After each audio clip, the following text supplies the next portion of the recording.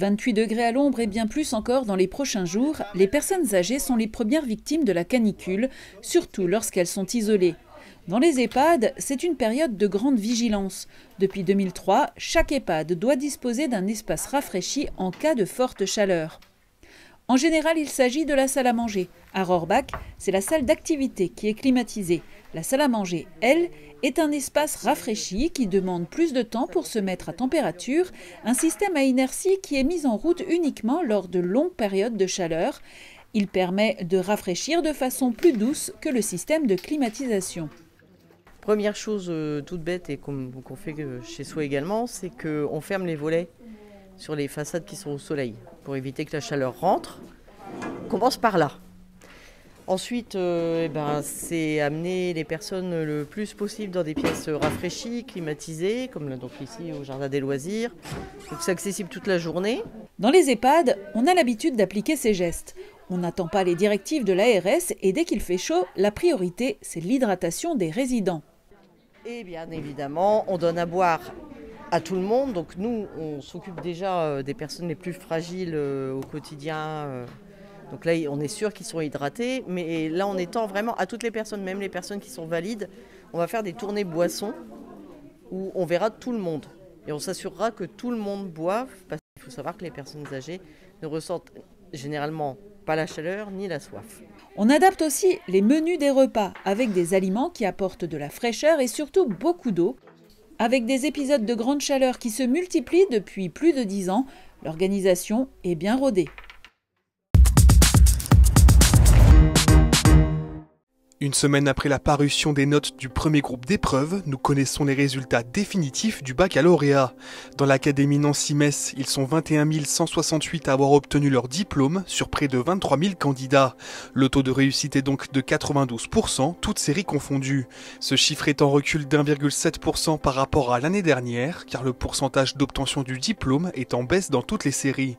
Dans le détail, au sein de l'académie, les Mosellans se classent notamment deuxième derrière les Vosges dans la série générale, avec 97,2% de candidats reçus. Pour ce qui est du bac professionnel, les candidats mosellans sont 85% à avoir réussi leurs épreuves, soit moins que les Meusiens et les Meurthe-et-Mosellans. Les candidats au brevet des collèges ont vu aussi leurs résultats dévoilés. Dans l'académie, le taux de réussite est de 87,8%. En Moselle, ce taux de réussite est le même. Le territoire se classe troisième en termes de pourcentage de diplômés parmi les 4 départements lorrains. La mobilité était au cœur de la Moselle hier. Pour l'occasion, le parking relais de Thionville-Metzenges a été inauguré. Cet aménagement franco-luxembourgeois, qui compte 700 places, permet aux travailleurs frontaliers de se rendre plus facilement au Luxembourg grâce à des navettes. Une installation qui permet de désengorger l'A31 de façon plus écologique. Et là aujourd'hui, ce parking, il illustre la volonté d'embarquer dans des bus les gens qui habitent en France et qui travaillent au Luxembourg. Donc c'est beaucoup plus écologique d'embarquer dans les transports collectifs. Donc je suis émue, je suis fière de voir comment ici on arrive à travailler ensemble. La passerelle de l'Europe à Thionville a également été célébrée. L'ouvrage de 140 mètres de long peut accueillir piétons, cyclistes et personnes à mobilité réduite. La structure relie la gare en rive droite au centre-ville en rive gauche, une nouveauté pour la ville de Thionville. C'est toute une symbolique. Je crois qu'il y a bien sûr le symbole de l'œuvre d'art, l'œuvre architecturale, mais au-delà de ça, je crois que c'est un projet qui symbolise le développement de la ville de Thionville sur sa rive droite, ce qui n'a jamais été le cas dans l'évolution de la ville. C'est replacer la Moselle au cœur de la ville. Là aussi, tout un symbole du développement transfrontalier franco-luxembourgeois. Cette passerelle permet plus de mobilité autour de la gare. Le nombre de frontaliers qui prennent le train doit doubler dans les années à venir et 1000 logements doivent voir le jour sur la rive droite thionvilloise.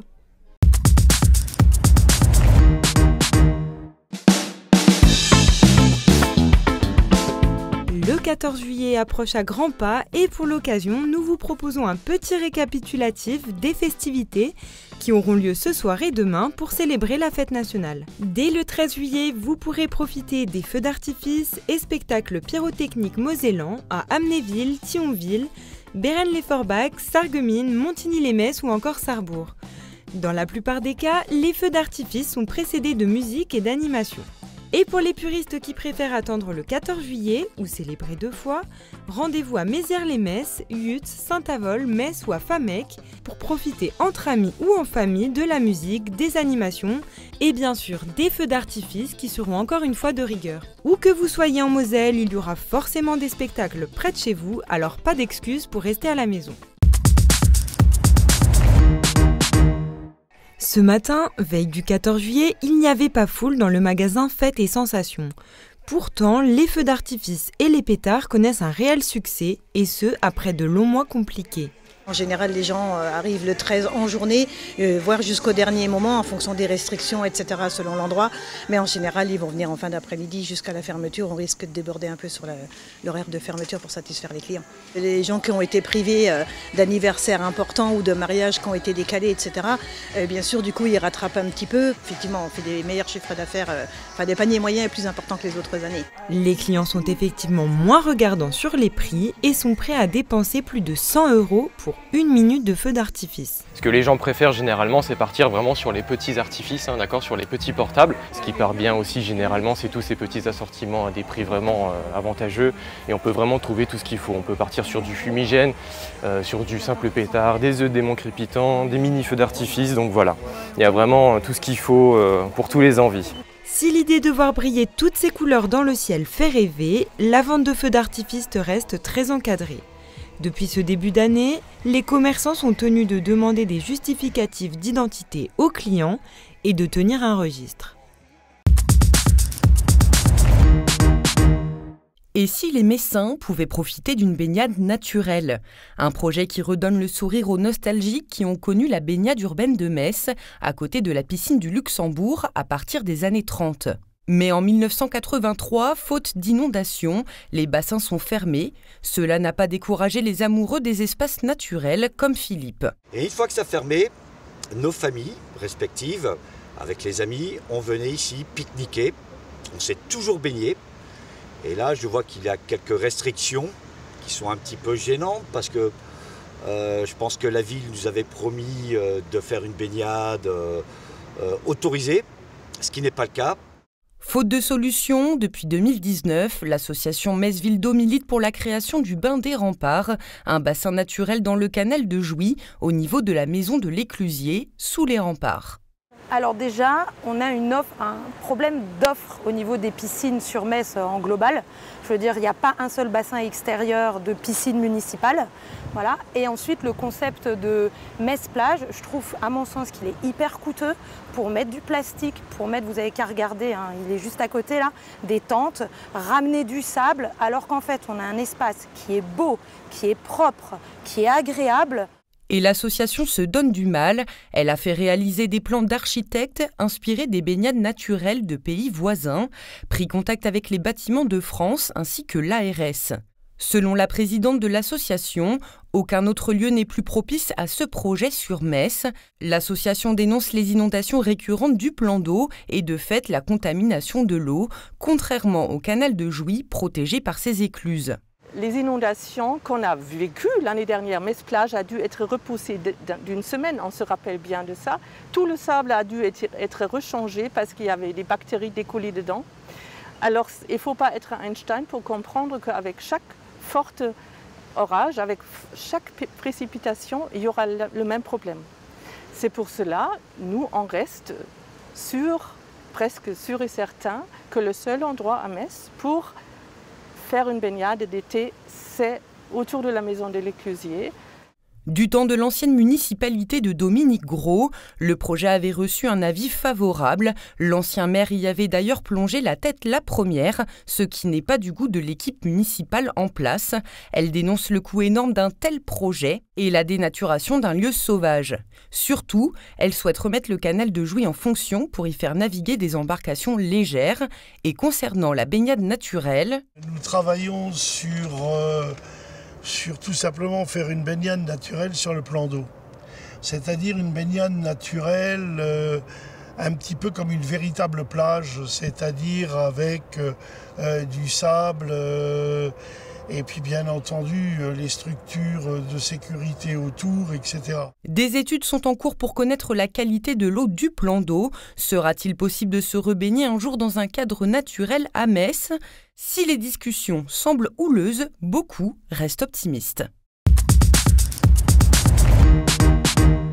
Deuxième match amical de préparation estivale du FC Metz ce mardi. Après une victoire le week-end dernier, cette fois les Grenats ont concédé le match nul. Une avalanche de buts, 3 partout.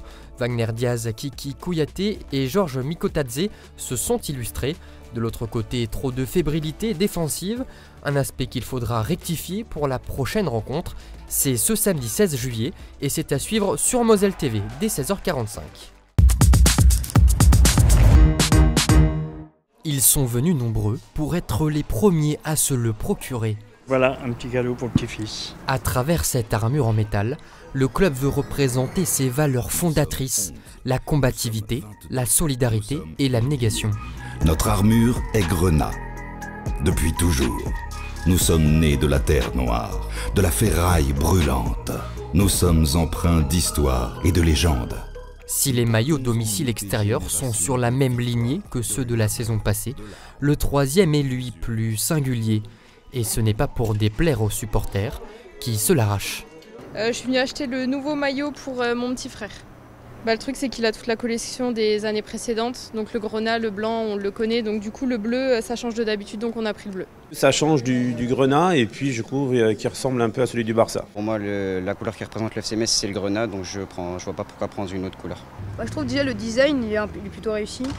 Avec, ça fait penser un peu à un maillot du Barça, parce que j'aime bien le Barça, je trouve ça plutôt pas mal. Avec le petit côté orange, grenat et bleu, c'est plutôt une belle réalisation. Des couleurs qui raviveront peut-être le feu sacré cette saison en Ligue 2. D'ailleurs, pour entretenir la flamme avec les supporters, 4 joueurs messins étaient présents pour une séance de dédicace. C'est très bien pour les supporters. Puis en plus il fait beau, donc ça fait du bien. Petite sortie. Ce genre d'opération, c'est aussi renouer un peu le lien. Mais bien sûr, il faut, c'est l'équipe. Hein. Surtout après une saison comme ça, où c'était fortement compliqué, ça fait extrêmement plaisir de les voir, puis ils ont l'air investis pour la saison prochaine, donc ça fait plaisir.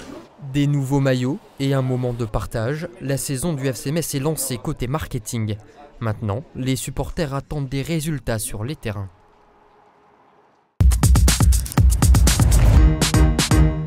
La décision se faisait attendre. Le week-end dernier, le club des Red Dragons annonçait de grosses difficultés financières, un trou dans la caisse d'environ 75 000 €. Ce mardi, le comité directeur s'est réuni et a voté. Les différents membres avaient plusieurs choix, le dépôt de bilan, l'arrêt de la section basket, repartir sur une nouvelle saison en cherchant toutes les économies possibles, ou encore garder qu'une seule équipe. C'est finalement le dépôt de bilan qui a été acté de justesse. Triste fin donc pour une équipe qui a raflé tous les trophées cette année. À l'heure du goûter, c'est une pause glacée que s'offre ce raton laveur. Comme lui, les 1500 autres pensionnaires du parc Sainte-Croix bénéficient de régimes rafraîchissants à base de grands glaçons aux poissons et fruits de saison. Ainsi, toute l'équipe animalière du parc prend soin de ses petits protégés en temps de canicule.